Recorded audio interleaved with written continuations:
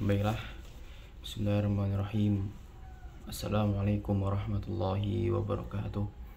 Alhamdulillah, Alhamdulillahi Rabbil Alamin. Assalatu wassalamu ala asrafil anbiya'i wal mursalin, Sayyidina wa maulana Muhammadin wa ala alihi wa sahbihi ajma'in. Alhamdulillah yang terhormat kepada dosen pengampu mata kuliah pengembangan kurikulum, yakni Bu Utin Mutia, sebagai dosen pengampu, dan juga teman-teman yang menonton video ini yang saya banggakan. Baik, di sini saya akan menjawab tugas yang diberikan oleh Ibu Utin Mutia selaku daripada dosen pengampu kita, yakni yang pertama ini ialah dengan soal apa saja faktor penyebab pergantian kurikulum PAI di Indonesia. Apakah perubahan tersebut didasarkan pada kebutuhan peserta didik atau hanya sekedar mengikuti arus kebijakan formal? Kemukakan pendapat Anda beserta alasan yang ilmiah. Yakni yang pertama ini ialah penyebab faktornya itu ialah mungkin pertama ini perkembangan zaman dan kebutuhan masyarakat. Dunia pendidikan harus menyesuaikan diri dengan perubahan sosial, budaya, teknologi, dan globalisasi. Materi PAI tidak bisa hanya berfokus pada hafalan teks agama, tetapi juga harus relevan dengan tantangan moral, sosial, dan digital saat ini. Lalu untuk selanjutnya, kebutuhan peserta didik. Setiap generasi memiliki karakter gaya belajar yang berbeda. Kurikulum yang lama seringkali kurang memberi ruang bagi siswa untuk berpikir kritis, kreatif, dan berakhlak sosial. Oleh karena itu, kurikulum baru dirancang agar lebih kontekstual dan aplikatif sesuai kebutuhan perkembangan peserta didik. Lalu, itu selanjutnya ialah mungkin perkembangan ilmu pengetahuan dan pedagogi. Konsep pembelajaran kini menekankan pada student-centered learning, bukan teacher-centered. Oleh sebab itu, kurikulum PAI pun harus berubah mengikuti paradigma baru pendidikan. Lalu, bagaimana pendapat saya? Perubahan kurikulum PAI lebih banyak didasarkan pada kebutuhan peserta didik dan perkembangan zaman, bukan sekedar mengikuti kebijakan formal.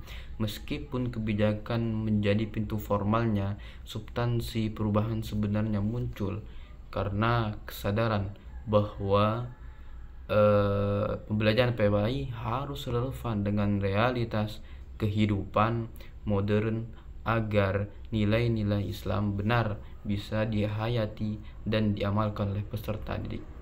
Lalu untuk selanjutnya ini ialah bagaimana Anda melihat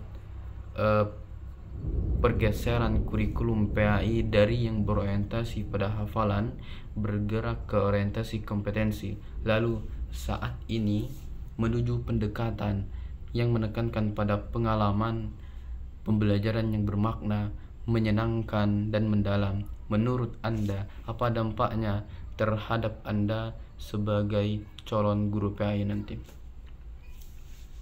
Dari hafalan ke pengalaman bermakna, kurikulum PAI telah mengalami transformasi yang besar.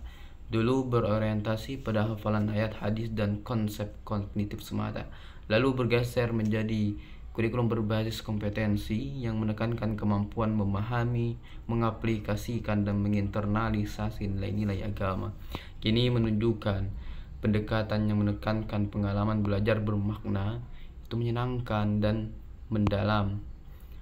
Lalu pandangan saya ini ialah perubahan ini menunjukkan bahwa pembelajaran PAI tidak lagi hanya menuntut pengetahuan agama, tetapi juga pembentukan karakter spiritualitas dan akhlak melalui pengalaman langsung. Misalnya, siswa tidak hanya menghafal ayat tentang kejujuran, tetapi juga menerapkannya dalam kehidupan, dalam kegiatan nyata di sekolah, bukan hanya di sekolah, di lingkungan sekitarnya dimanapun kita beranjak. Lalu dampaknya bagi saya sebagai calon guru ialah saya harus lebih kreatif dan reflektif dalam merancang pembelajaran yang relevan dengan kehidupan nyata siswa. Saya perlu menguasai metode pembelajaran yang aktif dan kontekstual seperti project based learning, experiential learning, dan inquiry based learning. Saya harus menjadi teladan akhlak dan fasilitator spiritual, bukan sekedar penyampai materi, atau bisa disebut juga dengan uswah, yang mana diajarkan oleh Nabi kita Muhammad sebagai uswatun hasanah, menjadi teladan bagi kita semua. Lalu perubahan ini juga menuntut saya untuk terus belajar dan beradaptasi dengan perkembangan zaman agar PAI tetap hidup dan bermakna bagi peserta didik. Bagi peserta, mungkin ini jawaban yang dapat saya sampaikan.